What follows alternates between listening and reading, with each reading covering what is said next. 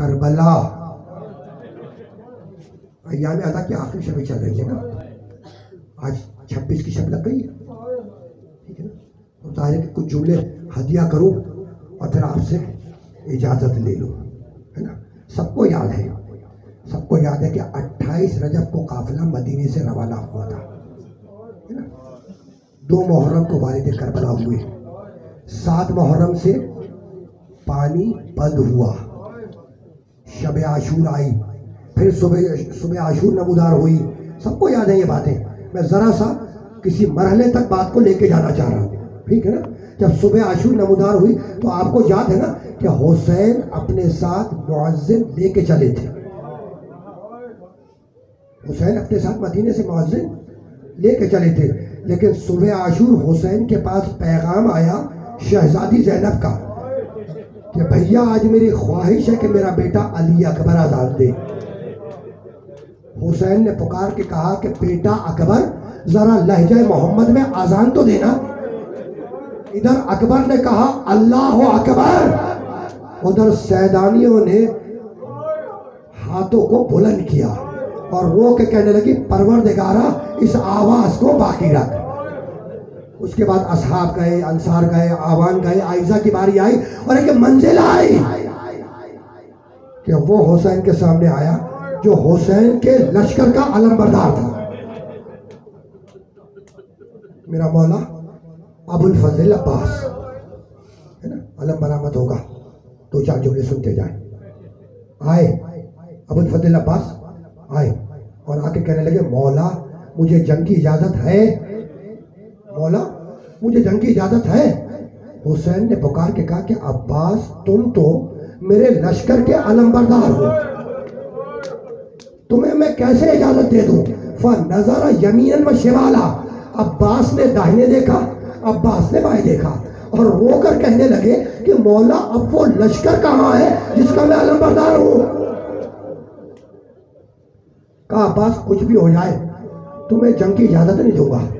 عباس پلٹے، خیمے کے باہر بیٹھ گئے، سوچنے لگے کہ مولا سے کس طریقے سے اجازت لی جائے۔ ابھی عباس سوچ رہے تھے کہ عباس کے کانوں میں کسی بچی کے رونے کی آواز آئی کہ پھوپھی اماں میں بہت پیاسی ہو، پھوپھی اماں میں بہت پیاسی ہوں۔ عباس در خیمہ پر آئے، پکار کے کہا بیٹی سکینہ میرے قریب تو آنا۔ شہزادی سکینہ قریب آئی، عباس نے پوچھا بیٹی سکینہ بہت پیاسی ہے؟ کہا کہ ہاں چچا جان بہت پیاسی ہوں۔ کہا کہ جاؤ جا کر اپنا چھوٹا مشکیزہ لے آ۔ بچی دوڑ کے خیمے میں گئی، چھوٹا مشکیزہ لیا، واپس آئی اور اب عباس نے سکینہ کو گود میں لیا، چلے حسین کی طرف۔ مقتل لکھتا ہے کہ جیسے ہی حسین کی نگاہ عباس اور سکینہ پر پڑی، ایک جملہ عباس سے کہا، دوسرا جملہ سکینہ سے کہا۔ عباس سے کہنے لگے بھیا عباس میں سمجھ گیا کہ تم سکینہ کو کس لیے لائے ہو، جاؤ عباس جاؤ، میں نے تمہیں پانی لانے کی اجازت دی۔ اس کے بعد حسین مڑے سکینہ کی طرف اور رو کے کہنے لگے بیٹی سکینہ آج تو چچا کو اجازت دلوا رہی ہے، کل جب ظالم تجھے راہ کوفہ اور شام میں تماچے ماریں گے تو چچا کو یاد کر کے بہت روئے گی۔ مقتل لکھتا ہے کہ جب بھی شمر تازیانہ اٹھا کر بچی کی طرف بڑھتا تھا، بچی پکار کے کہتی تھی کہ ماں ہو دیکھنی، چچا جان میری مدد کے پہنچاؤ۔ بس آپ کی آوازیں بلند ہو گئی، دو چار جملے سن لیں، 2-4 جملے۔ اجازت ملی ابو الفضل عباس کو، اجازت پانی لانے کی ملی۔ جب عباس جا رہے تھے نا تو حسین نے ایک جملہ کہا، کہنے لگے بھیا عباس تمہیں تو معلوم ہے نا کہ تمہیں پالا ہے تمہاری بہن زینب نے، تو عباس زینب سے اجازت لینا مت بھولنا۔ عباس آئے شہزادی زینب کے خیمے میں اور سر کو جھکا کر کھڑے ہو گئے۔ زینب نے عباس کو دیکھا اور رو کر کہنے لگی کہ عباس جب بھیا حسین نے اجازت دے دی تو بہن کون ہوتی ہے تم کو روکنے والی؟ تو عباس جاؤ جاؤ، لیکن عباس جانے سے پہلے ایک جملہ سنتے جاؤ. 21ویں رمضان کی شب میں میرے بابا علی نے اپنا زخمی سر میرے کندھے سے لگایا تھا اور کہا تھا زینب زینب تیرے سر سے چادر کھینچی جائے گی، زینب تیرے ہاتھوں میں رسیاں باندھی جائیں گی، زینب تو کوفے اور شام کی گلیوں سے گزاری جائے گی، زینب تو یزید کے دربار میں لے جائی جائے گی. تو عباس میں سوچا کرتی تھی کہ جس کا عباس جیسا بھائی ہو، کسی کی کیا مجال کہ اس کے سر سے چادر کھینچے، اس کے ہاتھ میں رسیاں مارے، اسے دیار بدیار پھیلائے. لیکن عباس مجھے یقین ہو گیا کہ تو شہید ہوگا اور زینب کے سر سے چادر چلے گی. اجرکم اللہ اجرکم اللہ. کربلا کا واقعہ ہو گیا. 11 محرم کو سیدانیوں کے سروں سے چادریں چھین لی گئی، سیدانیوں کے ہاتھ پسے گردن سے باندھے گئے، سیدانیوں کے ہاتھ پسے گردن سے باندھے گئے. سروں پر چادریں نہیں ہیں، ہاتھ پسے گردن سے بنے ہیں. میں کچھ عرصے پہلے کتاب پڑھ رہا تھا مقتل کی، اس میں مجھے ایک روایت ملی، اس میں لکھا ہے کہ سجاد میرا مولا سجاد جب قید سے رہا ہو کر مدینے آیا تو لوگوں نے پوچھا کہ فرزند رسول بتلائیں کہ بڑی بڑی مصیبتیں کیا تھیں، تو 7 مقامات کی مصیبتیں بتائیں. ان میں سے ایک جملہ یہ تھا کہ رو کر کہنے لگے کہ ہماری ماں بہنوں کے ہاتھ پسے گردن سے باندھ دیے گئے، پسے گردن سے ہاتھ باندھے گئے، اور جب نامحرم ہماری ماں بہنوں کو دیکھتے تھے تو چونکہ ہاتھ بندھے ہوئے تھے اس لیے ماں بہنیں اپنے ہاتھوں سے اپنے چہرے بھی نہ چھپا سکی. اجرکم اللہ اجرکم اللہ. قافلہ چلا ایک مقام پہ قافلے کو روکا گیا، بیویوں کو درخت کی چھاؤں میں بیٹھنے کی اجازت دی گئی. سر حسین کو ایک درخت پر آویزہ کر دیا گیا. بیویاں درخت کی چھاؤں میں ہیں، میرے مولا حسین کے سر جو نوکے نیزے پر تھا وہ درخت پر آویزہ کر دیا گیا، درخت پر لٹکا دیا گیا. اور سر حسین کے بالکل نیچے وہ بچی بیٹھی ہے جو باپ کے سینے پہ سونے کی عادی تھی. شہر ہنس کا دروازہ کھولا، لوگ کثیر تعداد میں اس درخت کے نیچے آ کر کھڑے ہو گئے جس درخت پر میرے مولا حسین کا سر آویزہ تھا. ٹھیک، اور اب جو آتا وہ سر حسین کو دیکھتا اور دیکھنے کے بعد بچی سے پوچھتا کہ یہ کس کا سر ہے.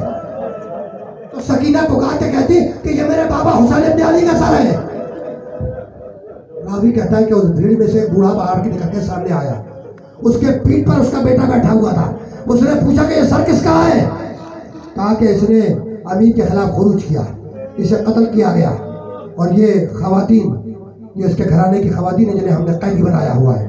بس یہ سننا تھا کہ وہ بچہ پھسل کر زمین پر آیا، اس نے پتھر اٹھایا اور اٹھانے کے بعد پتھر پھینکا سر حسین کی طرف، ادھر پتھر چلا سر حسین کی طرف، ادھر زینب کی نگاہ پڑی، بیویوں سے پکار کے کہنے لگی کہ اب یہ امت دعا کے لائق نہیں ہے، میں بد دعا کروں گی، تم سب مل کے آمین کہنا. ادھر زینب نے ہاتھوں کو بلند کیا، ابھی بد دعا کی نہیں تھی کہ زینب کے کانوں میں زنجیروں کے جھنکار کی آواز آئی. اب جب مڑ کے دیکھا تو دیکھا سید سجاد پہلو میں کھڑے ہیں اور پکار کے یہ کہہ رہے ہیں کہ پھوپھی اماں بد دعا کرنے سے پہلے ذرا بابا کے سر کو تو دیکھ لیجئے. اب جو نگاہ پڑی تو دیکھا پیشانی سے خون جاری ہے، اور حسین پکار کے یہ کہہ رہے ہیں کہ بہن زینب یہ میرے نانا کی امت ہے، اس کے لیے بد دعا نہ کرنا. اجرکم اللہ اجرکم اللہ. قافلہ آگے بڑھا، زندان شام میں منتقل ہوا. وہ رات آئی کہ جس رات میں سارے قیدی تھک کر سو رہے ہیں. ایک مرتبہ شہزادی زینب نے اپنے سر پر کسی کا ہاتھ محسوس کیا، ہاتھ کے اوپر ہاتھ رکھا، دیکھا کہ ننھا سا ہاتھ ہے. پکار کے کہنے لگی بیٹی سکینہ اس شام کے زندان کے اندھیرے میں تو کسے تلاش کر رہی ہے؟ کہا پھوپھی اماں میں اپنے بابا کو تلاش کر رہی ہوں. کہا سکینہ تمہارا بابا تو کربلا کی زمین پر شہید ہو گیا.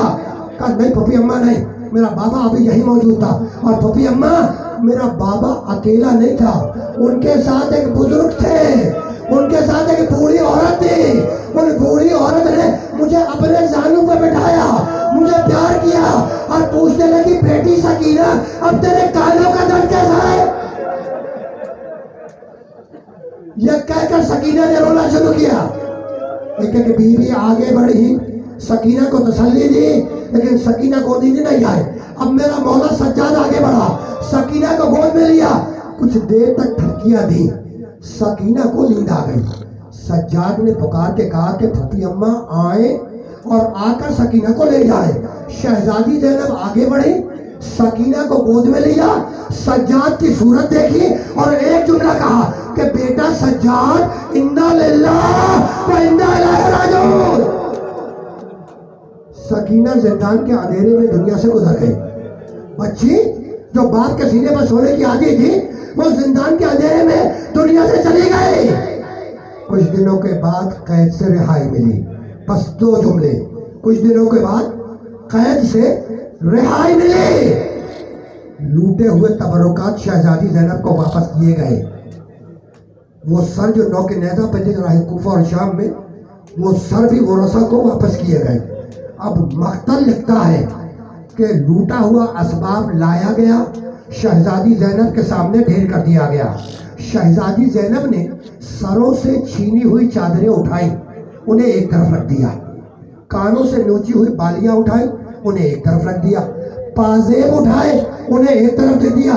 زینب نے ایک پھٹا ہوا کرتا اٹھایا, اسے چوما, اپنے سر سے لگایا. سید سجاد نے پوچھا کہ پھپھی اماں یہ کیا ہے, تو رو کے کہنے لگی اماں فاطمہ اس کرتے کو سیدھی جاتی تھی اور روتی جاتی تھی اور کہتی تھی زینب میں نہ رہو گی, جب حسین رخصت آخر کو آئے تو اپنے ہاتھوں سے پہنا دینا اور جب مدینے آنا تو میری قبر پہ رکھ دینا. ماتم حسین.